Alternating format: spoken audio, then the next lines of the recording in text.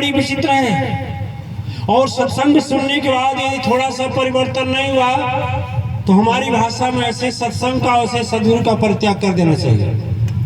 और सबसे बड़ी बात बताता हूँ, एक देवी जी से पूछा सासू माने क्या होता है? वो बोले अरे गुरुजी कोतवाल, इंस्पेक्टर, पुलिस इंस्पेक्टर, बेटी गिराई पानी तो किसको लगेगा? पिंकिया की माई को। ठीक है, बेटी दाली में डाल दई नमक ढेर के लगी? रिंकिया की माई की। तो ये को पतो है भाई, कोई होगा तो नाराज मत होगा, मैं घर घर कहानी बता रहा हूँ। दिव्य आत्माएं जब अभिमान हो जाता है कि मैं सासू माँ हूँ, वहीं से दिक्कत होती है। मैं आप लोगों को नहीं कह रहा हूँ, आप लोगों की बात कहाँ कहूँगा? कहाँ जी प्रवचन इसके बाद वहाँ ना मधुबन, वहाँ कहूँगा। आप लोग ऐसे थोड़े, ऐसे ये देवियाँ थोड़े ऐसे, ये देवियाँ बहुत अच्छे, आप लोगों की बात वहाँ कहूँगा, यहाँ थोड़े कहूँगा। आप लोग अच्छे, बहुत अच्छे दिव्या। देखें प्राय, अच्छा देखिए बहुएं भी होती हैं, बहुओं को भी अभिमान हो जाता है। और मैं कहता हूँ यदि पति चला गया विदेश, चाहे अच्छी सरकारी नौकरी लग गई, या प्रधान जिला पंचायत या विधायक आदि में हो गया, तो पैसा तो आना शुरू हुआ।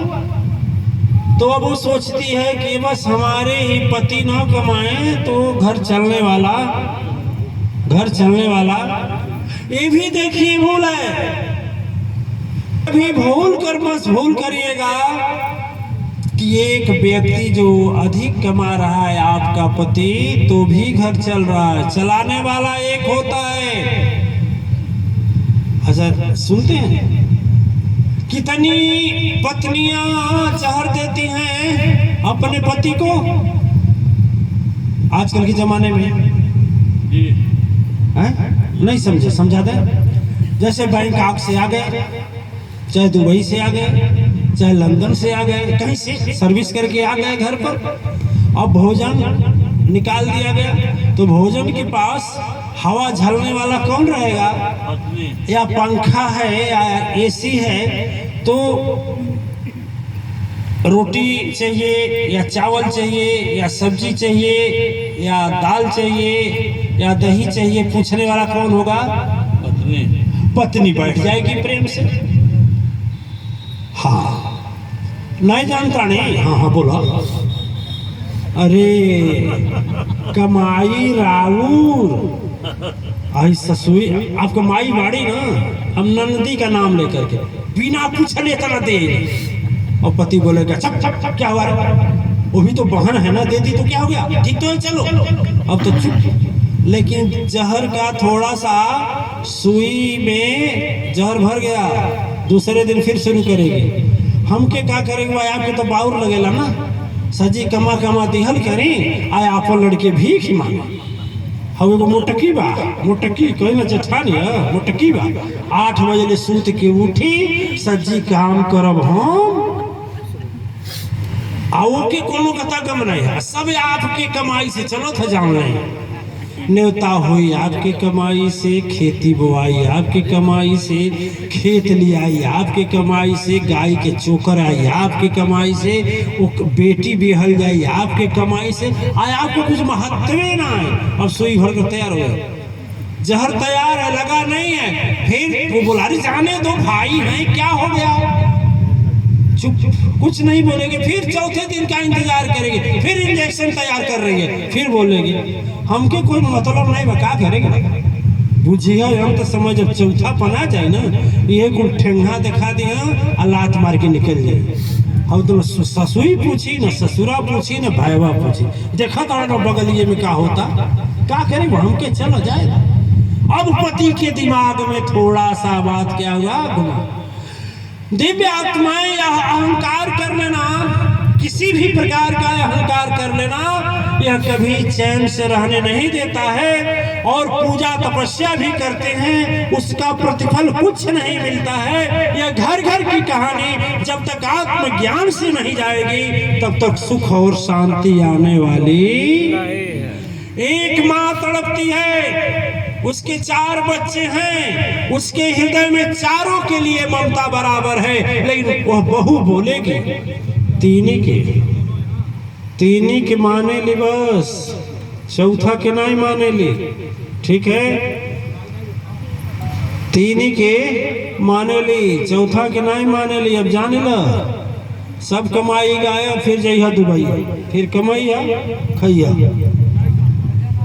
दिव्य आत्माएं अभिमान किसी तरह से यदि शरीर में प्रविष्ट कर जाता है तो शरीर को नष्ट करता है, घर में घुसता है तो घर में बर्बाद करता है। और क्या तो मंथरा होती है, गांव में होती है ना, एक गांव से घूमेगी, सारा गांव चक्कर लगाएंगी, पहुंच जाएंगी, दातून अपने घर से शुरू करेंगी और चिट्ठा करेंगी सबसे, जो घर गांव का सबसे अंतिम घर होगा वहां पहुंच जाएंगी। क्या रे तो पतोहिया सुतल बका बा, अरे बाप रे, इहे कैले बा, ये देखले बा।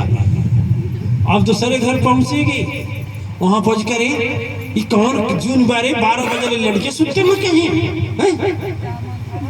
फिर तीसरे घर पहुंचेगी, तीसरे के का बहनी का खबर, अरे आया बैठा, या बैठा, अरे ये बैठे थोड़े भाई आग लगावे के बना। तो बोले अरे तुहरे ऐसा सास महादुष्ट सास, अरे बहनी ऐसा सास मर जा तो ठीक है।